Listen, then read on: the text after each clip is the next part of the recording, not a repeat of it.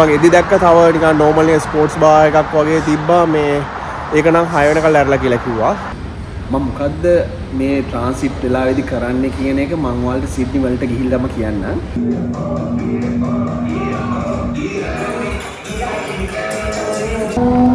guys on the train එකේ නැග්ගා මේ wheelchair area එකක මේ cheese and bacon egg and bacon එකක් ගත්තේ මේ දුබායිලදී අපිට bacon හම්බෙන්නේ නැහැ McDonald එකේ. මේ අනිත් සීන් එක එයාපෝට් එකේ lounge එකත් වහලා තියෙන්නේ. කියන්නේ ඉතින් ඔන්න සිඩ්නි එයාපෝට් එකට ආවා. එයාපෝට් එකේ ඉඳියටත් ආවා. ඉන්නේ මෙතන. මම හිතාගෙන ඉන්නේ මේ ඒරියා එකට පොඩ්ඩක් යන්න කියලා. hi guys. ඉතින් සුබ දවසක් හැමෝටම. ඔන්න අද මම ආපහු නිව්සීලන්ත ඉඳලා ඩුබායි යනවා. මගේ නිව්සීලන්ත ට්‍රිප් එක ඉවර කළා. ඉතින් සති 6ක් හිටියා මම නිව්සීලන්ත වල. වීඩියෝස් ගොඩක් කරලා තියෙනවා නිව්සීලන්ත වල. ලස්සන වීඩියෝ ගොඩක්. ඉතින් බැලුව නැත්නම් ගිහලා වීඩියෝස් ටික බලන්න. මම ඩිස්ක්‍රිප්ෂන් එකේ දාලා තියෙන ඔක්කොම වීඩියෝස් ටික වෙන ප්ලේලිස්ට් එකකට හදලා තියෙනවා. ඉතින් thumbnail එක දැක්ක වගේ අද වීඩියෝ එක ඇත්තටම මේ මගේ ට්‍රාන්සිට් එක ගැන සිඩ්නි වල. ඉතින් මම එනකොට ආවේ Emirates flight එක direct flight එකක් Dubai to Auckland. but මට යනකොට මට direct flight එකක් ගන්න බැරි වුණා. මොකද flights ටිකක් full නිසා මට සිද්ධ වුණා Auckland ඉඳලා Sydney ගිහිල්ලා Sydney ඉඳලා Dubai flight එකක් ගන්න. ඉතින් Auckland ඉඳලා මම Sydney යන්න book කරා ඒත් Emirates connecting flight එකක්. කියන්නේ Emirates එකෙන් book කරාට ඒක Qantas වලින් තමයි operate වෙන්නේ. මම දැන් ඉන්නේ ඇවිල්ලා ඉන්න Auckland airport එකට Sydney යන්න. ඉතින් Sydney ගිහිල්ලා මගේ ඊළඟ flight එකට මට තියෙනවා පැය 6ක වගේ විතර layover එකක්. ඉතින් but වැඩේ තියෙන්නේ Sydney airport එක රැයට වහනවා. ඒක curfew එකක් තියෙන. කියන්නේ රෑ 11 ඉඳලා මම හිතන්නේ උදේ 6 වෙනකල් ඉන්ටර්නැෂනල් ටර්මිනල් එකේ යාලා වහනවා. ඒක නිසා මට මගේ ඊළඟ ෆ්ලයිට් එකේ තියෙන අද සිකුරාදා. ඉතින් මගේ ෆ්ලයිට් එක තියෙන ඩුබායි වලට සෙනසුරාදා උදේ 7ට. මම සිඩ්නි වලට යන්නේ රෑ 9ට.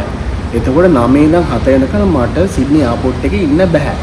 මම එළියට යන්න ඕනේ. මොකද එයාලගේ ලොන්ච් කියන්නේ ලොන්ච් ඔපරේට් වෙන්නේ නැහැ. මොකද ටර්මිනල් එක වහන නිසා. ඉතින් මේ පැය ගාන ඇතුළත මම මොකද්ද කරන්න කියන එක තමයි අද වීඩියෝ එක. කිව්වාගේ ඕක්ලන්ඩ් එයාපෝට් එකට ඇවිල්ලා ඉන්නේ. ෆ්ලයිට් එකට ඔන් බෝඩ් වෙනකල් තමයි මේ ඉන්නේ. මම මොකද්ද මේ ට්‍රාන්සිට් වෙලාවේදී කරන්න කියන එක මම ඔයාලට සිඩ්නි වලට ගිහිල්ලාම කියන්නම්. ඉතින් දැනට අපි යම් ෆ්ලයිට් එකට ඉස්සෙල්ලා අපි යම් සිඩ්නි වලට. අපි යමු මචං. ඉතින් ඇත්තටම සිඩ්නි එයාපෝට් එකට යන්න කලින් මම ඔයාලා ඉස්සෙල්ලාම එක්ක යන්නම් මේ ඕක්ලන්ඩ් එයාපෝට් එකේ තියෙන ලවුන්ජ් එකට. මම ආව ඉතින් මේකට මොන හරි බලට දාගන්න කියලා.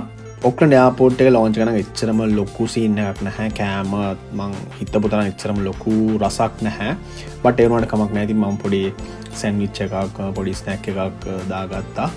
ඒත් එකම මේ සුපුරුදු පානය ජින් ෂොට් එකක් දාගත්තා ෆ්ලයිට් එකට යන්න කලින්. තව දෙයක් තියෙනවා ඔයාලට කියන්න. මම හිතන්නේ මම මේක මීට කලිනුත් ඔයාලට කියලා තියෙනවා ට්‍රැවල් කරද්දී. ඉතින් ඩුබායි ඉන්නකොට අපිට හම්බෙන තවත් එක chance එකක් තමයි මේ lounge access ගන්න පුළුවන් එක. ඉතින් ඩුබායි වල තියෙන ගොඩක් credit cards වලට ඒක පාවිච්චි කරන කට්ටියට දෙනවා lounge access free. අපි මේක සල්ලි දීලා එනවා නම් සාමාන්‍යයෙන් මේකට ඩොලර් 40ක් විතර වගේ අපි ගෙවන්න ඕනේ එකපාරකට. but මේ අපිට ඒ credit card තියෙන නිසා අපිට මේ facility එක free ගන්න පුළුවන්. ඉතින් travel කරනකොට මේක ගොඩක්ම ලොකු chance එකක්. මේ කෑම ගැන හිතන්න නැති වුණත් අපිට relax එකේ ඇවිල්ලා ඉන්න පුළුවන් flight එක එනකල් මෙතනට වෙලා.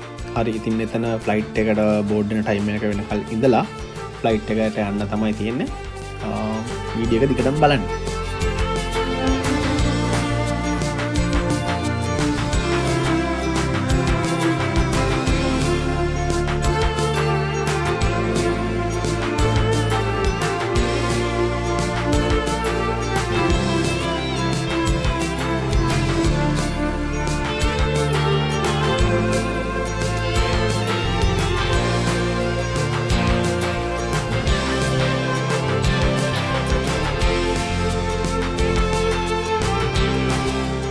ඉතින් මේ ඕක්ලන්ඩ් ඉඳලා සිඩ්නි යන ෆ්ලයිට් එකේ මම වැඩිපුර වලට විස්තර මුකුත් පෙන්නන්නේ නැහැ.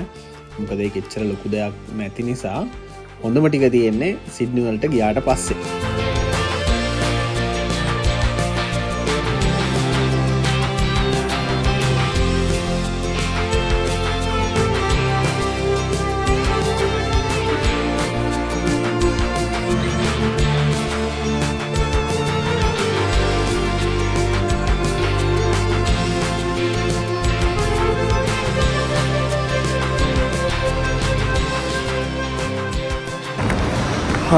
Okay guys, ඉතින් ඔන්න සිඩ්නි එයාපෝට් එකට ආවා.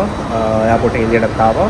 ප්‍රශ්නයක් නැහැ. ඔක්කොම බෑගේජ් ඩික්ලෙයාර් කරලා ආවා. ඉතින් වීසා එක ගැන මම පොඩ්ඩක් තව ටිකකින් ඔයාලට කියන්නම්. මේ දැන් ආවා ට්‍රේන් එකක් බලන්න. දැන් මම ඉන්නේ මෙතන. මම හිතාගෙන ඉන්නේ මේ ඒරියා එකට පොඩ්ඩක් යන්න කියලා. මේ ඩාර්ලින් හාබර් කියලා. ඩාර්ලින් තමයි මම හිතන්නේ. බලමු ට්‍රේන් එක තියෙන කීයද කියලා බලමු. මම හිතන්නේ මේ ග්‍රීන් ලයින් එකේ මම යන්න ඕනේ. මම මෙන්න මේ හරියට තමයි යන්න ඕනේ. මේ හරි විස්තර ටික ඔයාලට කියන්නම් මේ පොඩක් එතෙන්ට ගිහිල්ලා. මේක පොඩක් සෝට් අවුට් කරලා මම ඔයාලට කියන්නම්. ට්‍රේන් එක ආවා. මේ ස්ටේෂන් එක ඇතුළට ආවා. මේ දැන් ප්ලැට්ෆෝම් එකට යන්න හදන්නේ. මේ ලිෆ්ට් එකේ ඉන්නේ. බඩුත් එක්ක ටිකක් අමාරුයි.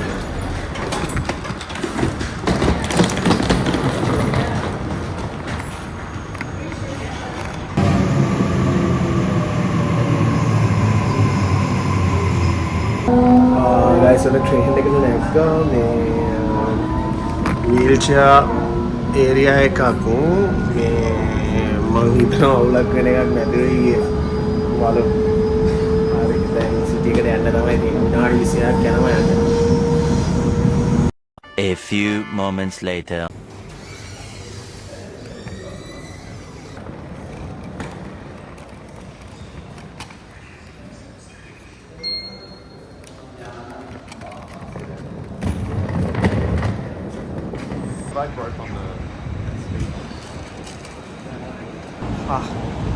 පයින් යන්න තමයි තියෙන්නේ. මේ පාරවල් දෙකක් තමයි හතර යන්න ඕනේ.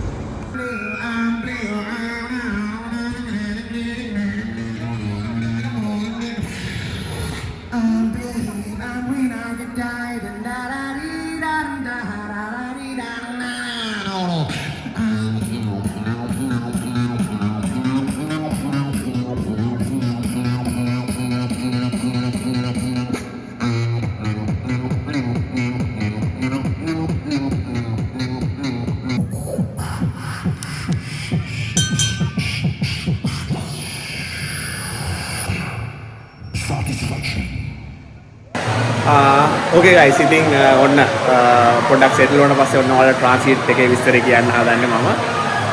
ඉතින් කිව්වා වගේ මට පැය 5ක ට්‍රාන්සිට් එකක් තියෙනවා. ඉතින් මම ට්‍රාන්සිට් එක තියෙනවා කියලා දැනගත්ත වෙලාවේ මට ඔප්ෂන් දෙකක් තිබ්බා. තුන්වෙනි ඔප්ෂන් එක දුන්නා රදිෂ්ක. පළවෙනි දෙක කියලා ඉන්න. පළවෙනි ඔප්ෂන් එක තමයි හොටෙල් රූම් එකක් දාන එක. ඉතින් එයාපෝට් එක ආවට හොටෙල් රූම් එකක් පැය 5කට දාලා ඉන්න එක.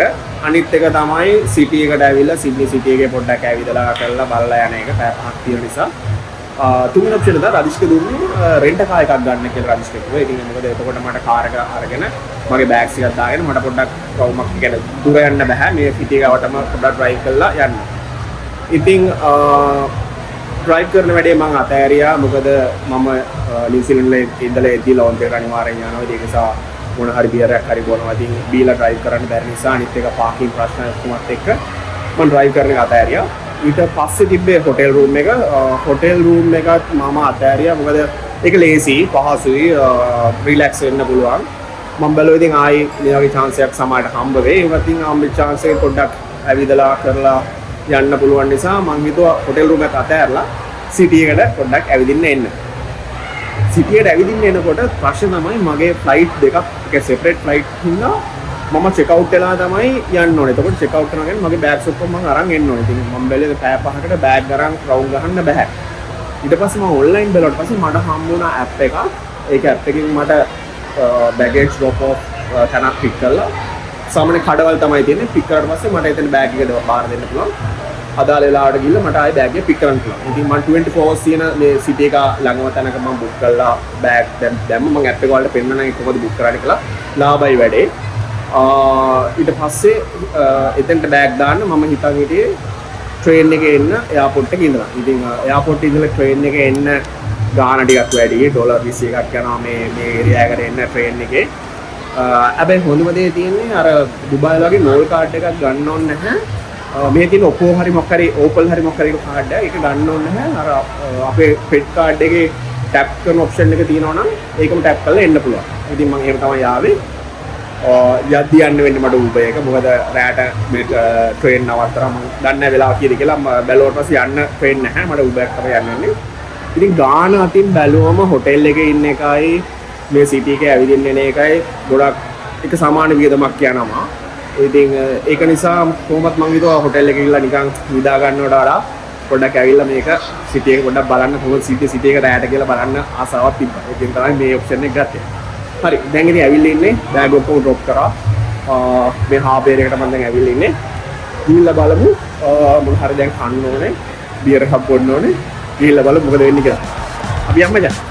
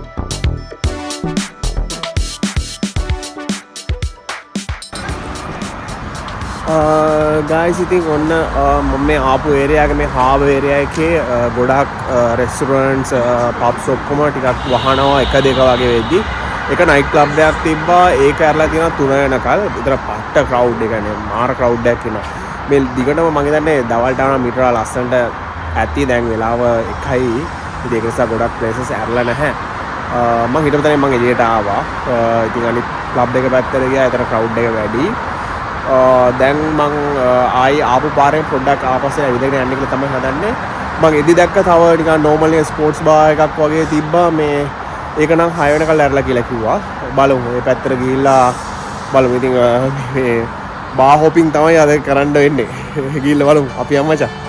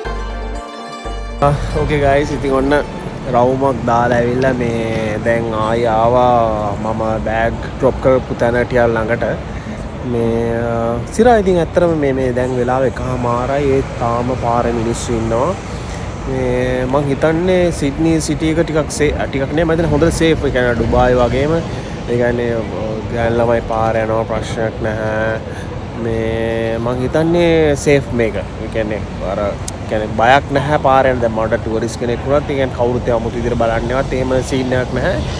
මේ සිරා හොඳයි. මං හිතුවා ටිකක් මම පොඩක් බයයි වගේ ආවේ මේ දන්නේ නැහැ නේද කොයි වගේ වෙයිද කියලා. සාමාන්‍ය යුරෝප් රටවල් වල දැන් රැට එහෙම යන්න බෑ කියලා කට්ටිය කතා කරනවා කියනවනේ.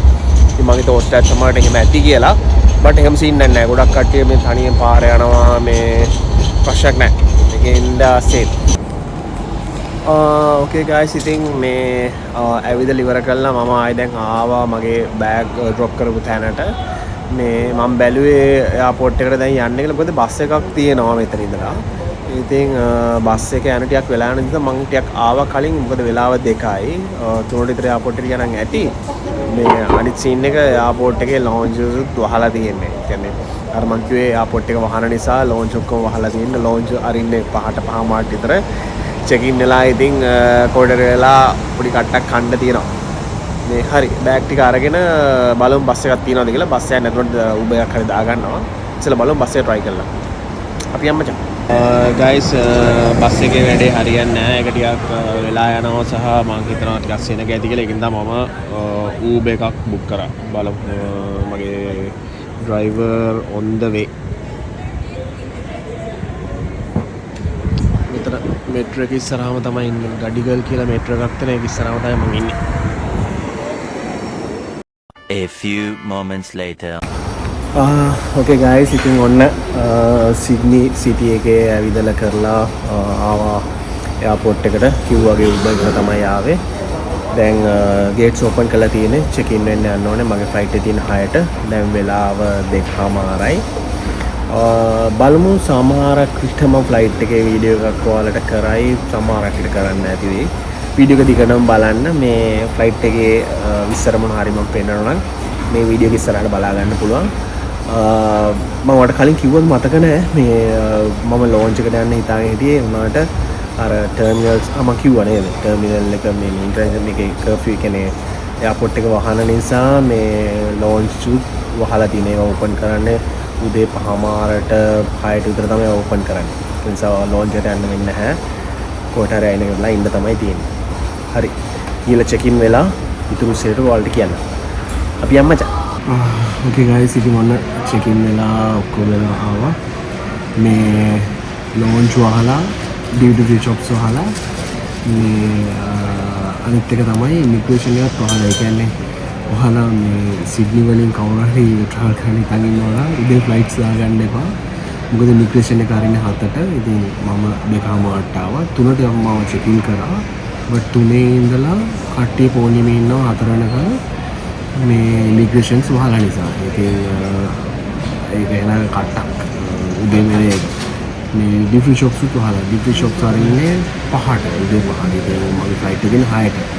ඩියුටි එකෙන් මම බඩු ගන්න හිටියා. බෝතල් ගන්න හිතාගෙන ආවා. මොකද මේ මිචිලෙන් ගේන්න බෑනේ. මොකද මම චෙක් අවුට් වෙලා ආයෙ චෙක් ඉන් වෙද්දි බර වැඩි වෙන නිසා කරන්න දෙන්නේ නැහැ. ඒක තමයි මැක්ඩොනල්ඩ් කෑම ගත්තා.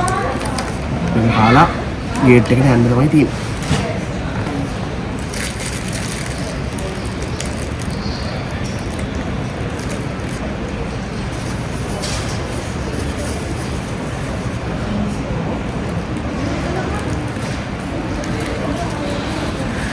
cheese and bacon sorry egg and bacon එකක් ගත්තේ. මේ ඩුබායිලේ තියෙන අපිට බේකන් හම්බෙන්නේ නැහැ මැක්ඩොනල්ඩ් එකේ. මෙහෙ තියෙනවා. නිව්සීලන්තෙත් තියෙනවා. අද තමුණ වින්ඩෝ සීට් එකක් කොහම හරි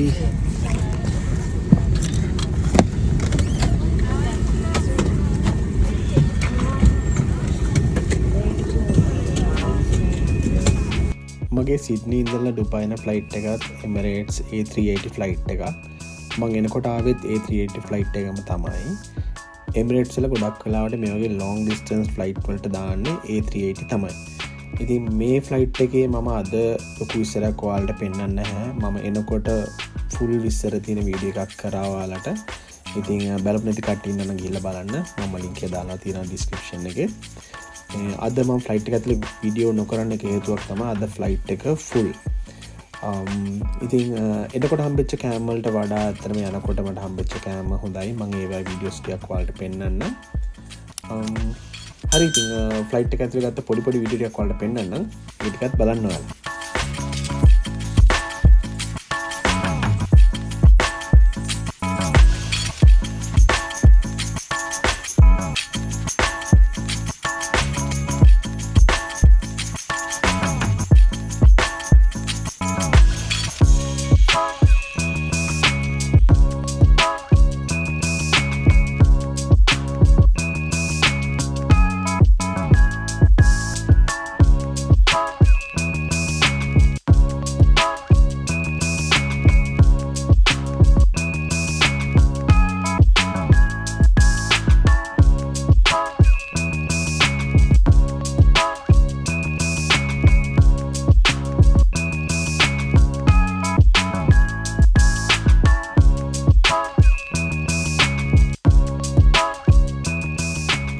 ඉතින් ඔන්න කොහොමහරි පැය 16ක ගමන ඉවර කළා ඩුබායි වලට ෆ්ලයිට් එක ලෑන්ඩ් කරන්න හදන්නේ. මම මේ දැන් කැප්චර් කරපු වීඩියෝ එක ඇත්තටම ෆ්ලයිට් එකේ තියෙන කැමරාවකින් වීඩියෝ වෙච්ච එකක්. මම ස්ක්‍රීන් එක මගේ ෆෝන් එකෙන් වීඩියෝ කරා. ඉතින් ඔන්න ඔහොම තමයි මගේ නිව්සීලන්ත ඉඳලා ඩුබායි යන ගමන සිද්ධ වුණේ. මම හිතනවා ඔයාලට වීඩියෝ එක වැදගත් වෙන්නේ නැති කියලා. දන්නේ නැති කරුණු මම හිතන්නේ ගොඩක් දේවල් ඔයාලා දැනගන්න ඇති මේ වීඩියෝ එකෙන්. ඩුබායි ගැන හරි නිව්සීලන්ත ගැන හරි මොන හරි වලට දෙයක් දැනගන්න තියෙනවා නම් කමෙන්ට් එකක් දාන්න. මම අනිවාර්යෙන් රිප්ලයි කරනවා. ඉතින් මේ වීඩියෝ එකත් එක්ක මගේ මේ පාර නිව්සීලන්ත ට්‍රිප් එකේ වීඩියෝස් ටික ඉවරයි. තවත් අලුත් වීඩියෝ එකකින් අපි ළඟදීම හම්බෙමු. එතකල් ගිහින් මචං.